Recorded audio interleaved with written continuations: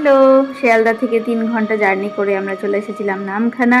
সেখান থেকে আমরা টোটো ধরে চলে এসেছি আমাদের গন্তব্যে অর্থাৎ বকখালিতে এবং সেখানে হোটেলে, এবং আমরা এখন রুমে যাওয়ার জন্য প্রস্তুত।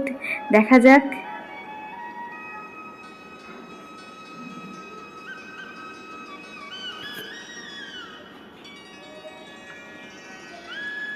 রুমগুলি খুব পরিষ্কার পরিচ্ছন্ন ছিল এবং খুব সাজানো গোছানো সুন্দর। আমাদের বেশ পছন্দ হয়েছিল, বিশেষ করে ঈশানবাবুর গিয়েই বাথরুমে ঢুকে পড়েছে ও পরিষ্কার হওয়ার জন্য। বাবা ছেলে দুজনেই বাথরুমে ঢুকে গেছিল আর আমি তার ফাঁকে একটু ছোট্ট ভিডিও করে নিয়েছি। এবং সব থেকে ভালো ছিল, যেটা সব থেকে আমার পছন্দ ছিল, সেটা হচ্ছে রুমের ব্যালকনিটা সত্যি খুব সুন্দর ছিল এবং চারিদিকটা গাছপালাতে ভরা ছিল এবং বকখালির পরিবেশ সত্যি খুব সুন্দর।